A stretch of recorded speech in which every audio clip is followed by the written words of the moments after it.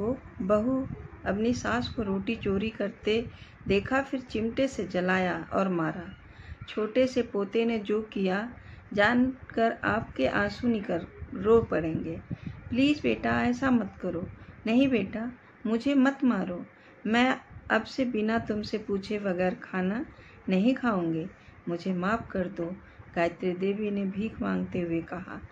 गायत्री देवी एक 60 वर्ष की औरत थी, जिस बेटे को उसने मन्नत मांगकर जन्म दिया था। उस बेटे ने यह दिन दिखाया। चुप कर बुढ़िया, पैसे पेड़ पर नहीं फलते, उसे मेहनत करके कमाए जाते हैं। जो तू खा रही है ना, वो मैंने अपने पैसे से खरीदा, संजू ने गुस्सा करते हुए कहा। और चिल्लाने से संजू की पत्नी भी आ गई। क्या हुआ जी, अब क्या कर दिया इस बुढ़िया ने? रोशनी ने कहा, यह बुढ़िया किचन से खाना चुरा कर खा रही थी क्या? संजीव ने कहा। जैसे ही उसे सुनकर सलोनी को गुस्सा आ गया, आसमान पर पहुंच गया उसका गुस्सा। उसने तुरंत चिमटे को चूल्हे पर गर्म किया और उसे गायत्री देवी को सटा दिया। गायत्री देवी को आह निकली और दर्द से तड़प उठी। उसने रोते हुए गिड़गिड़ाते हुए कहा, बाबू, मैं तुमसे हाथ जोड़कर माफ़ी मांगती हूँ, मुझे माफ़ कर दो। चुप कर बुढ़िया, पता नहीं यह बुढ़िया कब मरेगी। यह बोलकर सलोनी ने उसे एक लात मारा और वहाँ से वो चली गई। संजीव भी गायत्री देवी को मुंह ऐंठ कर चला गया। उनके जाते ही गायत्री देवी ने अपना हाथ पकड़ा और जिनसे सलोनी ने गरम चिमटा सटा दिया था, उसे रोते हुए खुद से कहा, क्यों संजीव के बाबा, क्यों आप मुझे छोड़कर चले गए? अगर आप होते तो यह नौबत कभी नहीं आती। यह बोलकर वह रोने लगी।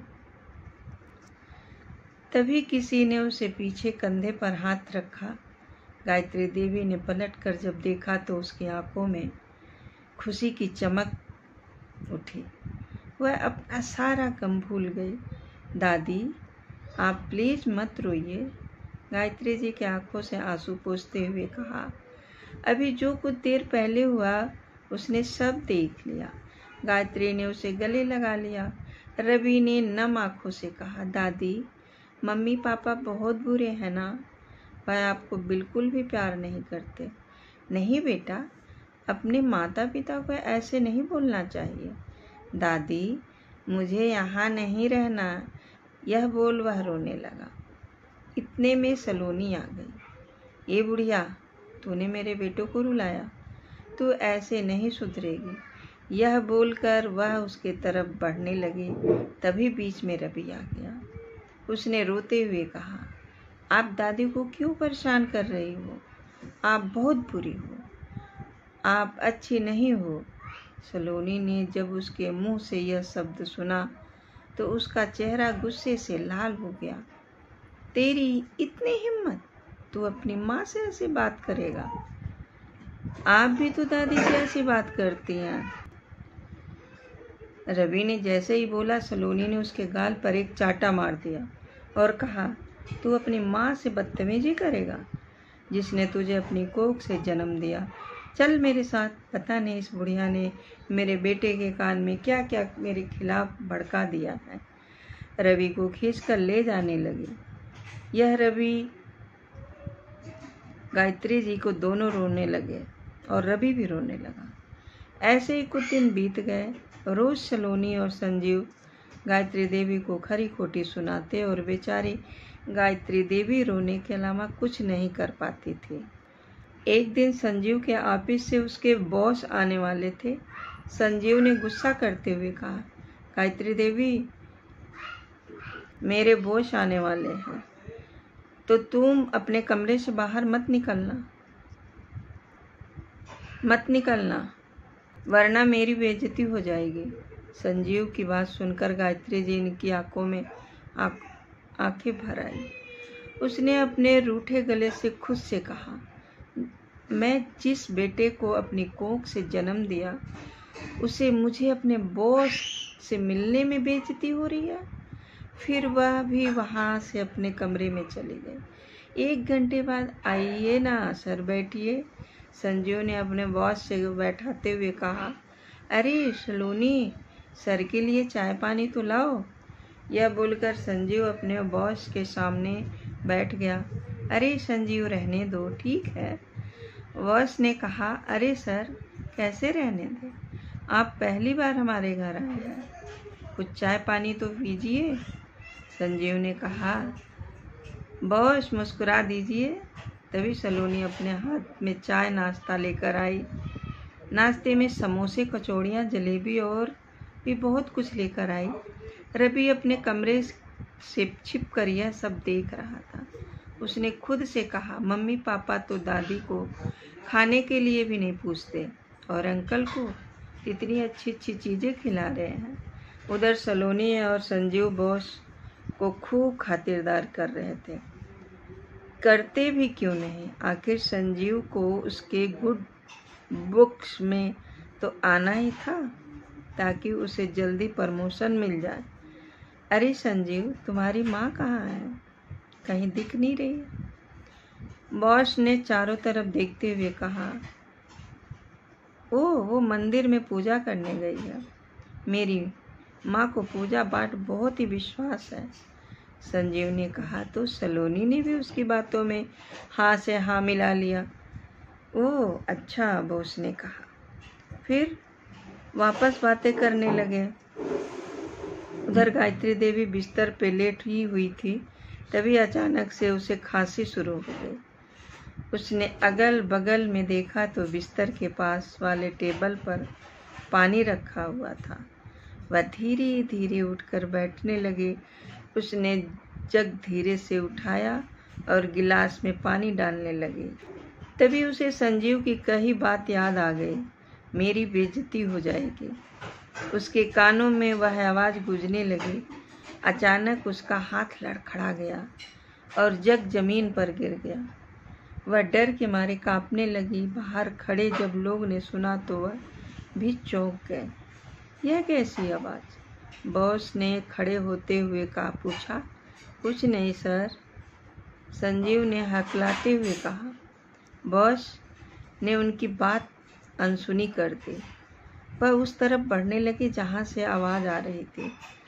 अब तो जैसे संजीव और सलोनी की सिट्टी पिट्टी सब गुल हो गई थी। सलोनी ने धीरे धीरे संजीव से कहा, अब हम क्या करें? अगर आपके बॉस को पता चल गया कि हमने उनसे झूठ बोला है, वह आपको जॉब से निकाल देंगे। संजीव ने उसे चुप रहने को इशारा किया। समझ ही नहीं रहा था कि अब क्या करें। जब बॉस ने गायत्री देवी के कमरे का दरवाज़ा खोला तो देखकर हक्का बक्का रह गया। वह जल्दी से भागते हुए गायत्री देवी के पास आया और उसे अच्छे से बैठा दिया। माँ जी, आप ठीक है तो? बॉस ने पूछा। हाँ बेटा, गायत्री देवी ने कहा। बॉस ने संजीव की तरफ देखते हुए कहा, संजीव, तुमने मुझसे झूठ बोला और तुम ऐसा कैसे कर सकते हो अपनी माँ के साथ, जिसने तुम्हें पाल पोस कर बड़ा किया? तुम सिर्फ नाम के संजीव हो। तुम्हारा काम बिल्कुल राक्षसों जैसा है। जो इंसान अपनी माँ की इज्जत नहीं कर सकता, उसे अपनी नौकरी में नहीं रखूँगा। सर प्लीज़ ऐसा मत कीजिए, संजीव गिड़गिड़ाने लगा। पर बॉस ने उसकी एक बात नहीं सुनी और वहाँ से चला गया। अब संजीव का गुस्सा 7वें आसमान पर था। तेरी इतनी हिम्मत, तेरे कारण मेरी नौकरी चली गई। यह बोलकर वह अपनी माँ को मारने लगा। मुझे माफ़ कर दो माँ। बेटा, मैंने जानबूझकर नहीं किया। यह बोलकर वह दर्द से तड़पने लगी। रवि यह सब देख रहा था। उसकी आंखों से आंसुओं की धारा बह रही थी। संजीव ने गायत्री देवी का हाथ पकड़ा और अपने घर से धक्के मार कर निकाल दिया और उसके मुंह पर दरवाज़ा बंद कर दिया। नहीं बेटा, ऐसा मत करो, मैं कहाँ जाऊँगी, मुझे माफ़ कर दो।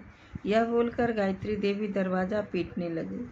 सलोनी ने अंदर से कहा, तू जहन्नुम में जा बुढ़िया। गायत्री देवी वहीं बैठकर रो रही थी। 4 घंटे बीत गए। पर किसी ने दरवाज़ा नहीं खोला। गायत्री देवी धीरे से उठी और बेसुध रोड पर चलने लगी। उसने एक घर का दरवाज़ा पीटा। अभी आई, अंदर से आवाज़ आई। फिर किसी ने दरवाज़ा खोला। गायत्री देवी ने उसे देखते हुए कहा, बेटी, क्या मुझे काम मिलेगा? मैं झाड़ू पोछा बर्तन सब करने के लिए तैयार हूँ। कृपया करके मुझे काम दे दो। मुझे माफ़ कर दीजिए, पर मेरे घर में बहुत सारे नौकर पहले से ही हैं। मुझे किसी की ज़रूरत नहीं है। यह बोलकर उसने दरवाज़ा बंद कर दिया। गायत्री देवी की आंखों भर आई। वह वापस रोड पर चल गई। अचानक वह गाड़ी वाला सामने से आया। गाड़ी के अंदर बैठी आदमी ने चिल्ला कर कहा, यह बुढ़िया दिखती नहीं है क्या? मरना है तो जाकर कहीं और मर। पता नहीं कहाँ से आ जाते हैं यह पागल लोग। यह बोलकर वह वहाँ से चला गया। गायत्री देवी ने खुद से कहा, अब मुझे और जिंदा नहीं रहना है।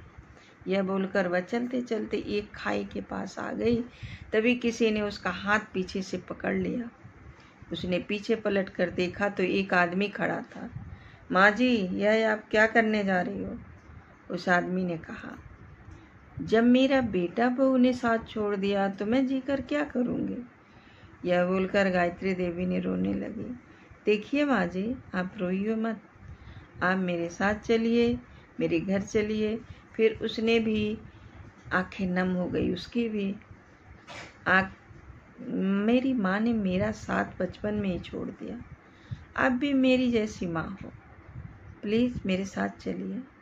उसकी बात सुनकर गायत्री देवी की आंखें जो भर आई और उसके साथ चली गई। उस आदमी का घर काफ़ी बड़ा था। गायत्री देवी ने उस आदमी से कहा, मैं यहाँ क्या काम करूँगी? आदमी बोला, बस आपका एक ही काम है, मुझे ढेर सारा प्यार करना, बिल्कुल अपने बेटे की तरह। यह बोल दोनों अंदर चले गए। कुछ देर बीत गए।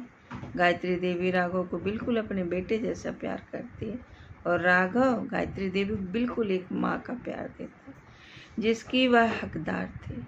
एक दिन राघव ने गायत्री देवी से पूछ ही लिया, आप उस दिन वहाँ उस खाई के पास क्या कर रही थी? उसकी बात सुनकर एक बार फिर गायत्री देवी के जख्म ताज़ा हो गए। उसने नम आँखों से सब कुछ बता ही दिया।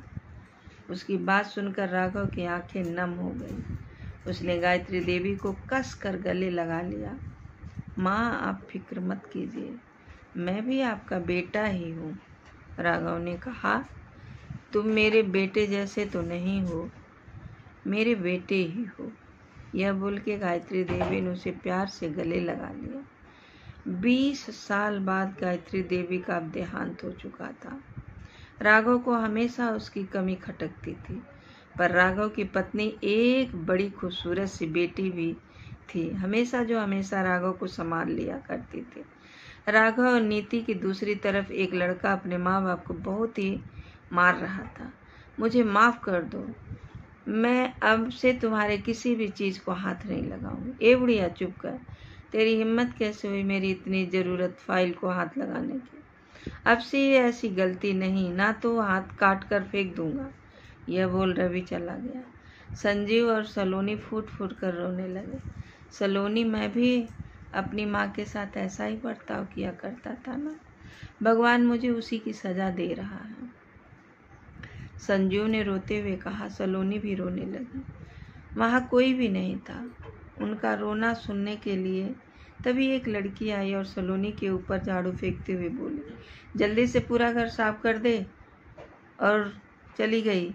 यह कहकर यह लड़की कोई और नहीं थी, रवि की पत्नी अंजलि थी। अब जो उसने गायत्री के साथ किया था ना, वह रवि भी उन दोनों लोगों के साथ करता था। अपनी दादी का हर एक आंसू का बदला अपने माँ बाप से लेता था।